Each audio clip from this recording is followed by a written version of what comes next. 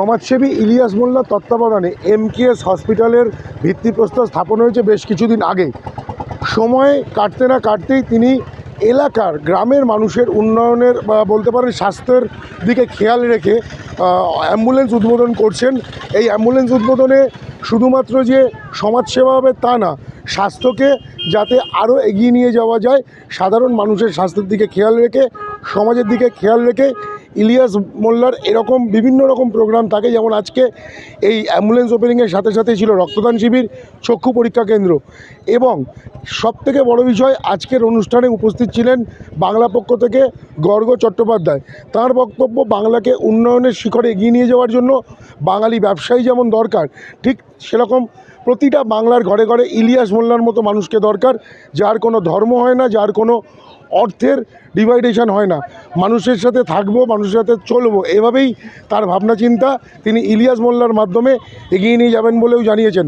আমরা দেখাবো সারাদিন এই ধরনের প্রোগ্রামে কি কি কার্যকলাপ হয়, কে কি বলছেন, বিশেষ করে ইলিয়াস মোল্লা তার সমাজসেবার ধারণা কীভাবে এগোবে আমরা দেখাতে থাকবো বার্তা লাইভের প্রতিটা ক্ষণে ক্ষণে। হ্যাঁ, দেখুন, হসপিটাল এর আয়োজনে একটা স্বেচ্ছায় রক্তদান উৎসব এবং তার সঙ্গে শুভ অ্যাম্বুলেন্স পরিষেবার উদ্বোধন। তো সেই উপলক্ষে তারা বিশেষ অতিথি হিসাবে আমাকে আপ্যায়ন করেছিলেন এবং এখানে আসতে পেরে আমি সত্যি আপ্লুত। এত সুন্দর একটা অ্যাটমসফিয়ার এবং এত মানুষের সমাগম, ভেতরে দেখতে পারবেন মানুষ জমায়েত করে রক্ত দিচ্ছেন।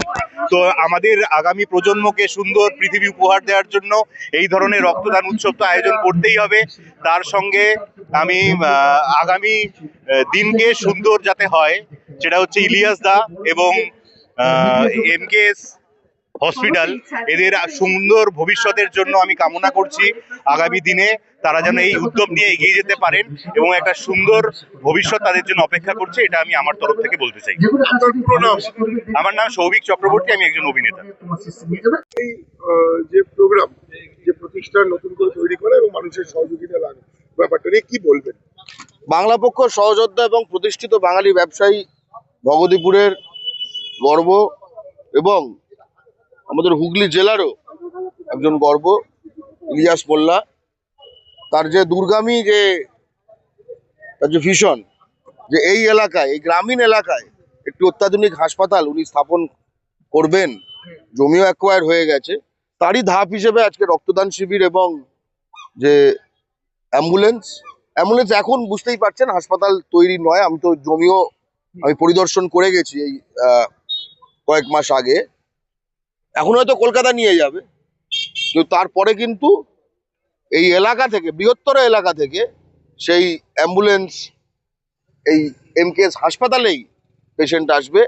এবং এলাকায় বাঙালি ব্যবসায়ী তৈরি হলে, তার যে এলাকা অন্তঃপ্রাণ হলে, এটা যে এখানে হয়, এটা ভাবুন, এটা কোনো মারওয়াড়ি বা আর কেউ এখানে স্থাপন করতো? বেসিক কথা নিয়ে ভেবে দেখুন। তার মানে সমাজের টাকা কোন জাতির হাতে আছে এটা খুব গুরুত্বপূর্ণ। বাংলায় সেটা বাঙালির হাতে থাকতে হবে, রাজস্থানে সেটা মারওয়াড়ির হাতে থাকতে হবে, উড়িষ্যায় সেটা উড়িয়ার হাতে থাকতে হবে, বিহারে সেটা বিহারির হাতে থাকতে হবে। বাংলায় যদি বিহারির হাতে, উড়িয়ার হাতে, মারওয়াড়ির হাতে থাকে, তাহলে বাঙালির হাতে কোথায় থাকবে এবং কি থাকবে, তাই না? ফলে সকলকে বলবো যে বাঙালি ব্যবসায়ীদের সহযোগিতা করুন, নিজেরা বাঙালি ব্যবসায়ী হয়ে ওঠার স্বপ্ন দেখুন, নিজেরা ফুলে ফেঁপে ওঠার স্বপ্ন দেখুন। এই যে কলকাতা, আসানসোল, শিলিগুড়ি, খড়গপুর এইসব জায়গায় এত টাকা বাঙালি পায় কোথায়? আস্তে আস্তে এখন সংগঠিত হন, ঠিক আছে?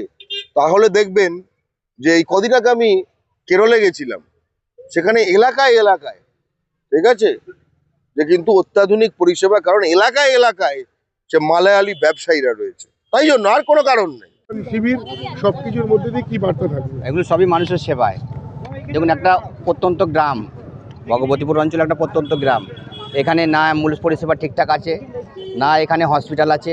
সেই হসপিটাল যেতে হলে এদেরকে হয় শ্রীরামপুর যেতে হয়, নয়তো চণ্ডীতলা যেতে হয়। আর চণ্ডীতলা হসপিটালের যা অবস্থা সেটা আমরা অবগত আছি, মানে দোষারোপ করা ঠিক হবে না, মানে কী অবস্থা সেটা আমরা জানি। তো এখানে এলাকার মানুষ যারা আছে তারা একটা সুস্থ পরিষেবা পাবে। স্বাস্থ্য যেমন আমরা সম্পদ বলি, সেই স্বাস্থ্যকে ঠিক রাখাও আমাদের অত্যন্ত জরুরি।